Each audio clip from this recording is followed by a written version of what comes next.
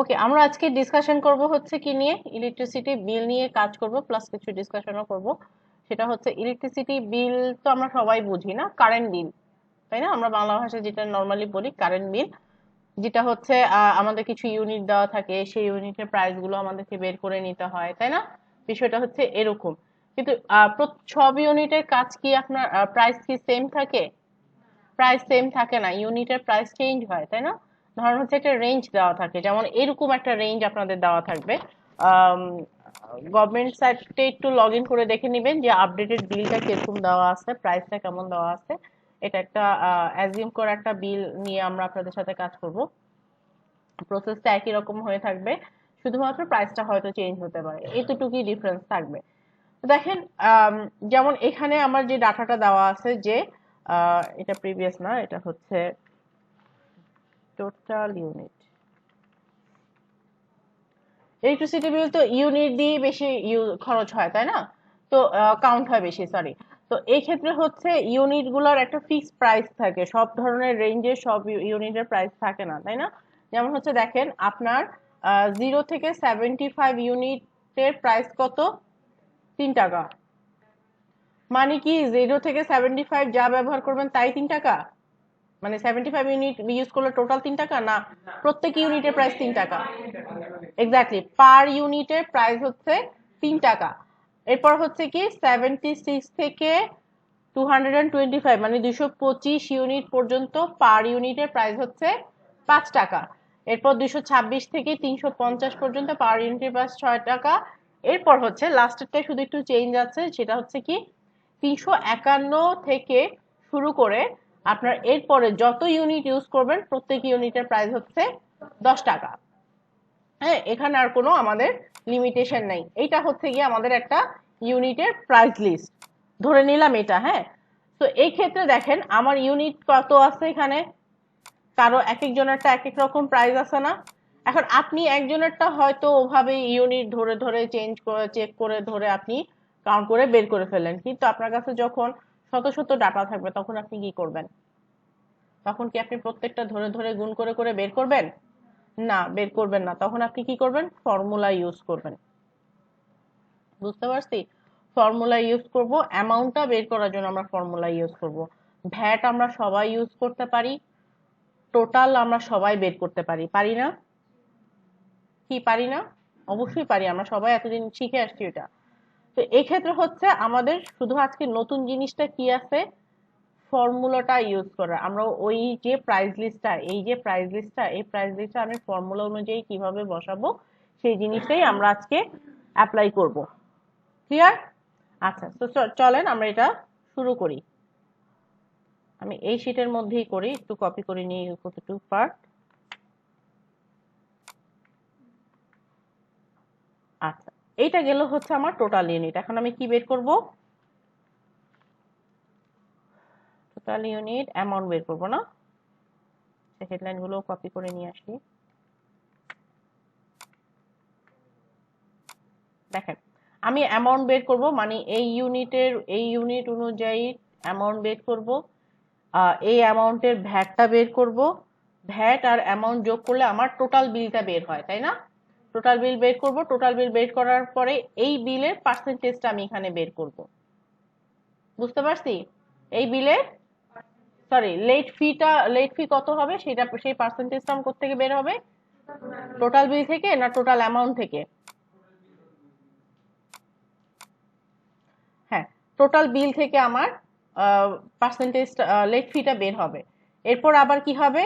Total ফি এর সাথে total বিলটা যোগ হয়ে আমার total fee, total bill with late fee হবে, বের হবে আমার। ক্লিয়ার? অনেকে লেট ফি থাকে না? হ্যাঁ, আগের মাসে জমা দেয় নাই, এই মাসে জমা দিবে, সেটার জন্য কিছু লেট ফি জমা হবে, বা 10 দিন লেট হয়ে গেছে বা 15 দিন লেট হয়ে গেছে, সেটা, হ্যাঁ, বিলম্ব জরিমানা আর কি। বিলম্ব জরিমানা সেটা একটা ধরা হয়। ন্যূনতম 5% সাধারণত ধরা হয়, এখন মনে হয় আর একটু বেশি ধরে, খুব সম্ভবত। তো এইগুলা হচ্ছে আমরা আজকে বের করবো, এগুলো আমরা সবাই বের করতে পারবো, পারবো না? কিন্তু শুধু আমাদের জন্য নতুন জিনিসটা কি, ফর্মুলাটা।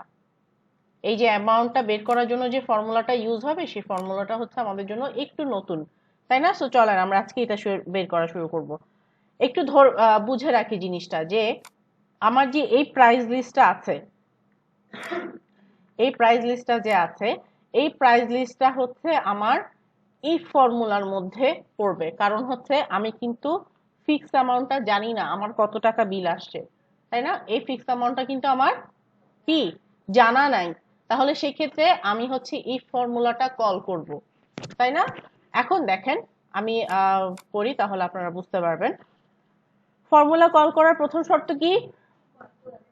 ইকুয়াল সাইন কল করব, এরপর এই ফর্মুলা বলেছিলাম, তাই না? তো ইকুয়াল সাইন কল করলাম, এরপর কি করব? এই ফর্মুলা ইউজ করব, বলেছিলাম না? বলেছিলাম না এই ফর্মুলাটা ইউজ করব। তো এই ফর্মুলা কল করলাম, এরপর ফার্স্ট ব্র্যাকেটটা দিব, তাই না? দেখেন উপরে একটা স্যাম্পল দেওয়া আছে, আমরা ওইটা দেখে দেখে করি, তাহলে আপনাদের বুঝতে সুবিধা হবে। ফার্স্ট ব্র্যাকেটটা কল করলাম, এরপর রেঞ্জ সিলেক্ট করব না, রেফারেন্স সিলেক্ট করব না, কোনটা সিলেক্ট করব? ফার্স্টের টোটালটা সিলেক্ট করলাম, তাই না? এবার এই টোটাল অ্যামাউন্টটা যদি আমার লেস দেন অর ইকুয়াল 75 হয়, মানে 75 এর নিচে হয়, তাহলে এটা আমার কত টাকা হবে? 3 টাকা। এটা আমার কত টাকা? আবার সেলটা সিলেক্ট করলাম, ইনটু 3। বুঝতে পারছি নাকি বুঝি নাই? আচ্ছা আবারও বলি, দেখেন ইকুয়াল সাইন কল করলাম, ইফ ফর্মুলা কল করলাম, আমার ফার্স্ট রেফারেন্স সিলেক্ট করলাম কোনটা? প্রথম সেলটা, তাই না? টোটাল অ্যামাউন্টের প্রথম সেলটা আমি রেফারেন্স হিসেবে সিলেক্ট করলাম। এখন এই রেফারেন্স ইউনিটটা আমার যদি লেস দেন অর ইকুয়াল 75 এর নিচে অথবা সমান হয়ে থাকে, এই টোটাল ইউনিটটা যদি আমার 75 ইউনিটের সমান অথবা নিচে হয়ে থাকে, তার প্রাইস কত হবে? 30 টাকা, সরি 3 টাকা, তাই না? এই সূত্রটাই আমি এখানে জাস্ট এখানে বসাই দিছি। বুঝতে পারছি? ক্লিয়ার? আপনার প্রাইজিং এর ক্ষেত্রেও সেম রেফারেন্সটা আপনারা সিলেক্ট করবেন, ইউনিটের ক্ষেত্রেও সেম রেফারেন্সটা সিলেক্ট করবেন। বুঝতে পারছি? কারণ কি আমরা এই ইউনিটের সাথে তো প্রাইসটা মাল্টিপ্লাই করব, তাই না? এইটাই হচ্ছে সূত্র, জাস্ট এটাকে রিপিটেড করবেন।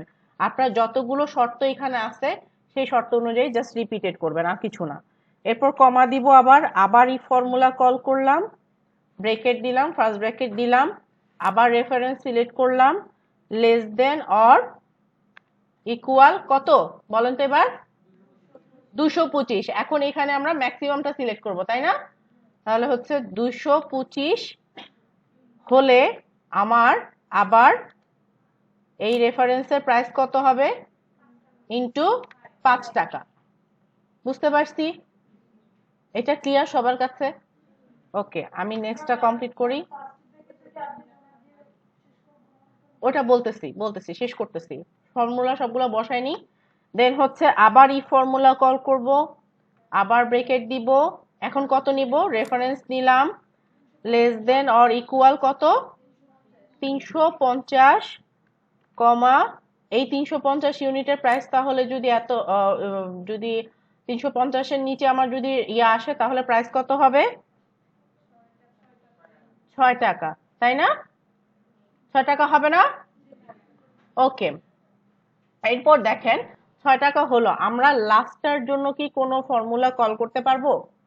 কারণ আমার তো এখানে রেঞ্জ নাই, আছে? রেঞ্জ কি আর আছে আমার এখানে? রেঞ্জ আর আমার এখানে নাই। তো আমি এটা কমপ্লিট করে দিব কিভাবে? কমা দিয়ে আমি আবার রেফারেন্সটাকে কল করে দিয়ে এরপরে উপরে যত আমার ইউনিট আসবে, প্রত্যেক ইউনিটের প্রাইস কত? 10 টাকা। বুঝতে পারছি? আমার কিন্তু এই ফর্মুলাটা বসানো শেষ। এখন দেখেন যতগুলা ব্রেকেট ওপেন করছি ততগুলা ক্লোজিং ব্রেকেট হবে। কটা ব্রেকেট ওপেন করছি? একটা, দুইটা, তিনটা। সো 1 2 3, এরপর এন্টার। বুঝতে পারছি? সেম এখানে হচ্ছে আমরা কল করব, মাউসের কার্সর ধরে টান দিব, পুরাটা আমার চলে আসবে। এটা করতে পারবো না সবাই? ভ্যাট আমরা সবাই বের করতে পারি, তাই না? কিভাবে? ইকুয়াল সাইন কল করলাম, রেফারেন্স সিলেক্ট করলাম, ইনটু কত পার্সেন্ট ভ্যাট আমার? 5.4%। এন্টার দিলাম, এটা ড্র্যাগ করে টান দিলাম, হয়ে গেল। এবার টোটাল বিল বের করব না, টোটাল বিল কত, এই অ্যামাউন্ট আর ভ্যাটের একসাথে বিলটা বের করব। সো কত কত হবে বলেন তো? ইকুয়াল সাম ফর্মুলা ইউজ করব এখানে। ওকে, করি, চলেন। নিলাম, এন্টার দিয়ে দিলাম, আমার টোটাল বিল বের হয়ে গেছে না? তারপর লেট ফি কত?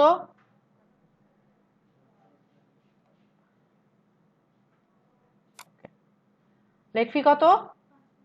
5%। কত কত 5%? টোটাল বিলের 5%। কিভাবে? ইকুয়াল সাইন কল করলাম, টোটাল বিল সিলেক্ট করলাম, ইনটু 5%।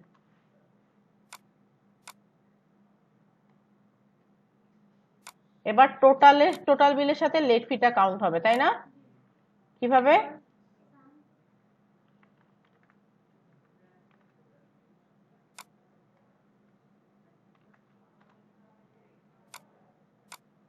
ডান? বুঝছি সবাই? এই পার্টগুলো ইজি, তাই না? শুধু এটা একটু চ্যালেঞ্জিং। করতে পারবো না সবাই? অবশ্যই পারবো, এখানে রেফারেন্স সূত্রটা দেওয়া আছে, আপনারা দেখেন, দেখে করেন।